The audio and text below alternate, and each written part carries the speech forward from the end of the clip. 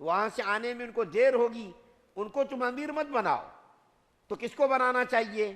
تو رجا بن حیوہ نے مشورہ دیا کہ سب سے بہترین تجویز میری یہ ہے کہ آپ عمر بن عبدالعزیز کو امیر بنا دیں۔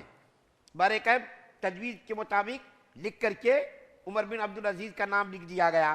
جب یہ رجا یہ لے کر کے مسجد میں آ رہے تھے تو راستے میں ہشام بن عبد الملک ملا، اور اس نے کہا کہ اس میں کس کا نام ہے امارت میں، کس کو خلیفہ بنایا گیا ہے؟ تو کہا کہ نہیں بتاؤں گا۔ کہا کہ اگر کسی کا نام ہے تو اس کا کاٹ کر کے میرا نام لکھ دو۔ اس کے بعد پھر عمر بن عبدالعزیز سے ملاقات ہوئی، انہوں نے کہا کہ اگر میرا نام اس کے اندر ہے تو میرا نام کاٹ کر کے کسی اور کا نام لکھ دو۔ دیکھیے ایک طرف ہشام کہہ رہا ہے کہ میرا نام لکھ دو، مجھ کو امیر بنا دینا، اور عمر بن عبدالعزیز رحمۃ اللہ علیہ عہدے سے اتنا ڈر رہے ہیں کہ اگر میرا نام اس کے اندر ہے تو میرا نام کاٹ کر کے کسی اور کا نام اس کی جگہ پر لکھ دو۔ مسجد کے اندر آئے، آ کر کے اعلان کیا کہ آج سے سلیمان کی جگہ پہ عمر بن عبدالعزیز کو خلیفہ بنایا گیا۔ تو عمر بن عبدالعزیز رحمۃ اللہ علیہ نے صاف انکار کر دیا، میں نہیں بنوں گا۔ لیکن رجا نے تلوار لے کر کے کہا کہ اگر تم خدا کی قسم امیر نہیں بنو گے تو تلوار سے تمہاری گردن کاٹ دوں گا میں۔ مجبوراً عمر بن عبدالعزیز کو خلیفہ بننا پڑا۔ جب خلیفہ بنے تو باہر استبر سے بہترین قسم کا گھوڑا ان کے لیے لایا گیا کہ خلیفہ بن گئے، کیونکہ مقصد عمارت کا یہی تھا نا، عیش و آرام کرنا۔ لیکن عمر بن عبدالعزیز رحمۃ اللہ علیہ جب خلیفہ بنے تو باہر بہترین نسل کا گھوڑا کھڑا تھا، لیکن عمر بن عبدالعزیز نے صاف انکار کر دیا، میں گھوڑے پر نہیں بیٹھوں گا، اور نہ میں جو ہے شاہی دربار میں حاضر ہوں گا، بس میرے لیے معمولی خچر لاؤ۔ چنانچہ ان کے لیے خچر لایا گیا۔ 2 سال 6 مہینے تک عمر بن عبدالعزیز رحمۃ اللہ علیہ خلیفہ رہے۔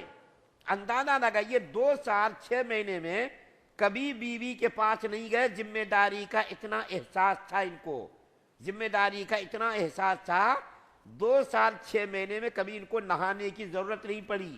یہ کبھی بیوی کے پاس گئے ہی نہیں 2 سال سے زیادہ عرصے میں، اتنا ذمہ داری کا احساس ان کے اوپر تھا۔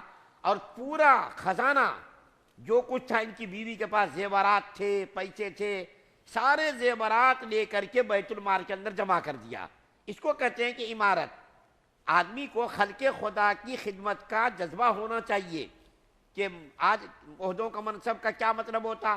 عہدوں کا منصب کا مطلب ہوتا عیش و آرام کرنا، اپنے خاندان کو اس عہدے سے فائدہ پہنچانا، اپنے لوگوں کو اس سے جو ہے استفادہ کرانا۔ لیکن دیکھیے ہمارے اسلاف کے یہ حالات تھے، خلیفہ بنے لیکن خلافت کا مقصد انہوں نے کبھی آرام و راحت مقصد نہیں بنایا، بلکہ مخلوق خدا کی خدمت کا جذبہ ان کے اندر تھا۔ اسی طریقے سے ہندوستان کے اندر مغلیہ سلطنت میں عالمگیر رحمۃ اللہ علیہ کا واقعہ ہے۔ ان کا بھائی تھا دارا شکوہ۔ جب شاہ جہاں کا انتقال ہوا تو دونوں بھائیوں میں آپس میں کشمکش ہوئی، کس کے لیے؟ حکومت کے لیے۔ اورنگزیب رحمۃ اللہ علیہ بھی کوشش میں تھے کہ ہندوستانی حکومت کا میں حکمراں بن جاؤں، اور دارا شکوہ بھی اس کوشش میں تھا کہ میں حکمراں بن جاؤں۔ لیکن دارا شکوہ عیاش قسم کا آدمی تھا، شرابی قسم کا آدمی تھا، اور اورنگزیب رحمۃ اللہ علیہ نہایتی پارسا، پاک باز، درویش صفت آدمی تھے، اتنے پاک تھے۔ دارا شکوہ کا مقصد کیا تھا؟ ہندوستانی حکومت حاصل کر کے میں عیش و آرام کروں، اور عالمگیر رحمۃ اللہ علیہ کا ارادہ کیا تھا؟ ہندوستانی حکومت حاصل کر کے اسلامی حکومت کا قیام ان کا مقصد تھا۔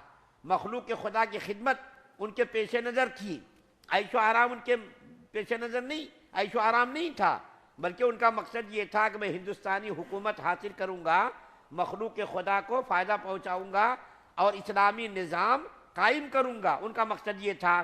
تو دونوں کو دیکھیے، دونوں کی نیت ایک تھی، حکومت کے حصول کے سلسلے میں دونوں کی نیت میں کوئی فرق نہیں تھا۔ لیکن عالمگیر رحمۃ اللہ علیہ کا مقصد کیا تھا؟ اسلامی حکومت کا قیام، اور دارا شکوہ جو ان کے سوتیلے بھائی تھے ان کا مقصد کیا تھا؟ عیش و آرام کرنا۔ دونوں کی نیتوں میں اتنا فرق تھا، اور عالمگیر رحمۃ اللہ علیہ نے ہندوستان پر 50 سال تک حکمرانی کی ہے، لیکن کبھی ان کو چین سکون نصیب نہیں ہوا۔ کبھی مراٹھا نے بغاوت کر دی، کبھی دلی میں بغاوت ہو گئی، کبھی دکن میں بغاوت ہو گئی، کبھی سندھ میں بغاوت ہو گئی۔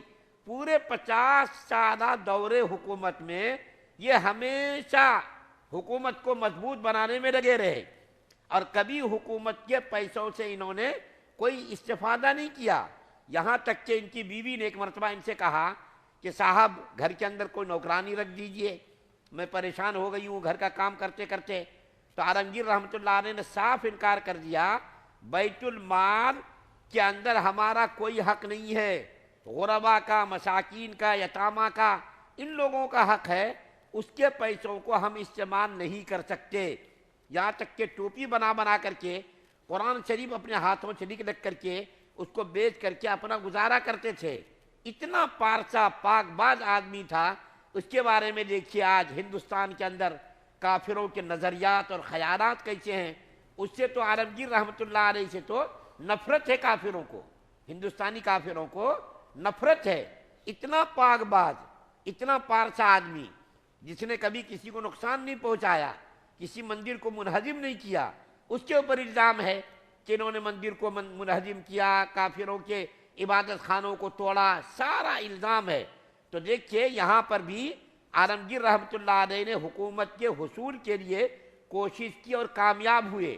تو یہ خلاصہ کلام یہ ہوا کہ اگر کوئی آدمی اگر کوئی عہدہ اور منصب اس لیے حاصل کرتا ہے کہ میں آرام کروں گا، عیش کروں گا، ایسے آدمی کے لیے عہدہ منصب طلب کرنا اور اس کی تمنا کرنا تو جائز نہیں، اور ایسے آدمیوں کو عہدہ دینا بھی جائز نہیں۔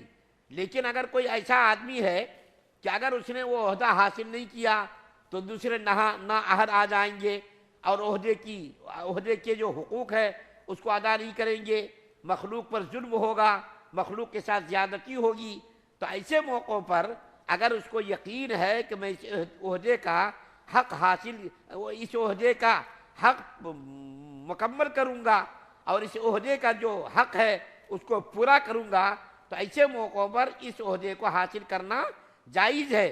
اسی طریقے سے یوسف علیہ السلام کا خلاصہ کلام یہ ہے کہ یوسف علیہ السلام نے دیکھا بادشاہ کافر ہے، اگر کوئی اس کی جگہ پر وزارت خزانہ پر کوئی فائز ہو گیا تو مخلوق خدا کو آگے چل کر کے تکلیف پہنچ سکتی ہے۔ تو ایسے موقعوں پر یوسف علیہ السلام نے کہا کہ دیکھو آپ مجھ کو وزارت خزانہ کا عہدہ دے دو۔ اور ایک بات اور کہہ کر کے ختم کرتا ہوں، ایسے موقعوں پر اپنی خوبی کا اظہار کرنا بھی جائز ہے۔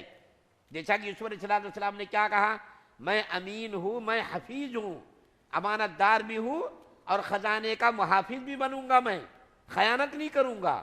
ایسے موقعوں پر اپنے کمال کا اظہار کرنا، اپنی خوبی کا اظہار کرنا جائز ہے۔ جیسا کہ یوسف علیہ السلام نے اپنی خوبی کا اظہار کیا۔ ان کا مقصد یہ نہیں تھا، تکبر مقصد نہیں تھا کہ میں بڑا ہوں، میرے اندر یہ خوبی ہے، یہ کمال ہے، یہ مقصد نہیں تھا، بلکہ بادشاہ کو یقین دلانا مقصد تھا کہ میں اس عہدے کا اہل ہوں، اس عہدے کے حقوق کو ادا کر سکتا ہوں، آپ مجھ کو خزانے پر فائز کر دیجئے، میں امانت دار بھی ہوں اور اس کی حفاظت بھی کروں گا۔ اللہ سے دعا ہے اللہ ہم سب کو سننے زیادہ عمل کی توفیق عطا فرمائے۔ سبحان اللہ و بحمدہ، سبحانک اللہم و بحمدک۔